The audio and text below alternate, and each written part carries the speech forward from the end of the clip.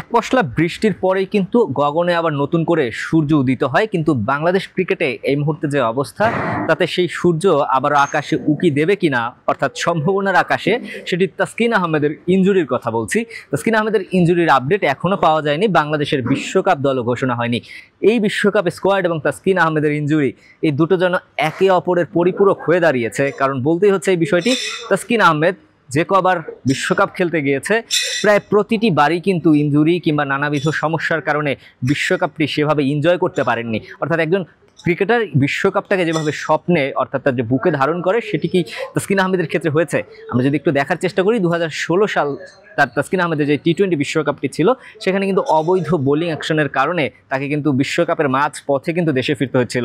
আরেকটি বিশ্বকাপ 2019 বিশ্বকাপ, সেটি অবশ্যই সকলের মনে রয়েছে। তাসকিন আহমেদের যেই কান্না এই মিরপুর শের-ই-বাংলা ক্রিকেট স্টেডিয়ামে, সেটি এখনও কিন্তু সমর্থকদের বুকে দাগ কেটে রয়েছে।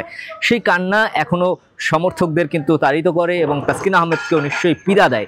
এর পরবর্তীতে 2023 বিশ্বকাপ, যেটিও কিন্তু তাসকিন আহমেদকে খেলতে হয়েছিল ইনজুরি নিয়ে, এবং তার পারফরমেন্সও কিন্তু মাঠে দেখতে পাইনি। ঘুরে ফিরে 2024 বিশ্বকাপ একেবারে সন্নিকটে।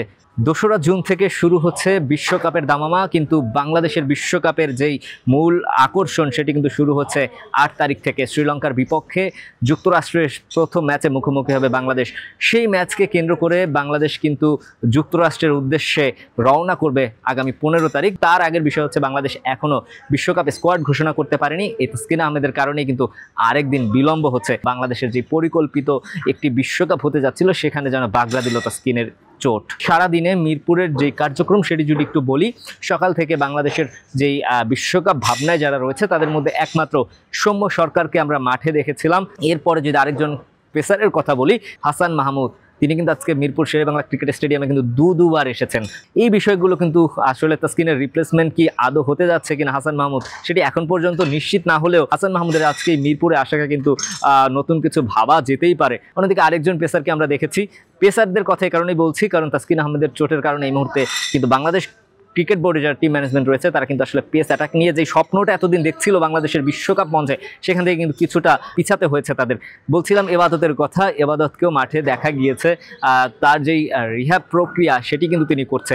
এখানে আসলে কোনোভাবেই ভাবার সুযোগ নেই এবাদত বিশ্বকাপে যাচ্ছে, কারণ এবাদত কিন্তু এখনও 100% ফিট নয়। অন্যদিকে আরেকজন স্পিনারকে আমরা দেখেছি আজকে, তাইজুল, তিনিও কিন্তু আজকে এই মিরপুরে এসেছিলেন এবং বেশ কিছুক্ষণ সময় কাটিয়েছেন জিমে। ব্যাটে বলে সেভাবে কেউই তেমন কিছুই করেনি, শুধুমাত্র আমরা একটি বাড়িতে কিন্তু দেখেছিলাম এবাদতকে, তিনি কিন্তু ব্যাট হাতে কিন্তু মিরপুরের যে মূল মাঠ সেখান থেকে কিন্তু ইনডোরের দিকে গিয়েছিলেন। সব মিলিয়ে আজকে স্কোয়াডও ঘোষণা হলো না এবং তাসকিনের সর্বশেষ আপডেট কিন্তু এখনো পাওয়া যায়নি। এই বিষয়গুলো নিয়েই কিন্তু আজকে সারাদিন মিরপুর কিন্তু অনেকটা উত্তপ্তই ছিল। গণমাধ্যম কর্মীদের ভিড় এবং তাদের যে কার্যক্রম সেগুলো কিন্তু তারা ঠিকভাবেই করেছে। দর্শক, বাংলাদেশের এই বিশ্বকাপ যাত্রার আগে এখন স্কোয়াড ঘোষণা করতে না পারা কিংবা তাসকিনের এই চোট, এটিকে কিভাবে দেখছেন? যেই বিশ্বকাপের আগে তাসকিনকে আইপিএল খেলতে পাঠানো হলো না, চোটের থেকে বাঁচতে সেই তাসকিনকেই কিন্তু খেলতে হয়েছিল ডিপিএল, অর্থাৎ ঢাকা প্রিমিয়ার লিগের যেই 50 ওভারের ম্যাচ, সেই ম্যাচ কিন্তু তিনি উপস্থিত হয়েছিল এবং খেলেছিলেন আবাহনীর হয়ে। তবে কি প্রশ্ন উঠছে দর্শক, যে আসলে আইপিএল এর চাইতে কি বাংলাদেশের যে ডিপিএল কিংবা আবাহনীর হয়ে খেলা কি বেশি গুরুত্বপূর্ণ মনে করেছিল বাংলাদেশ ক্রিকেট বোর্ড, নতুবা কেনই বা এই তাসকিনকে আসলে ঢাকা প্রিমিয়ার লিগে খেলতে দিল বাংলাদেশ ক্রিকেট বোর্ড? এই প্রশ্ন রেখে এখন পর্যন্ত শেষ করছি। এতক্ষণ আমি সঙ্গে ছিলাম দিবাকর চৌধুরী।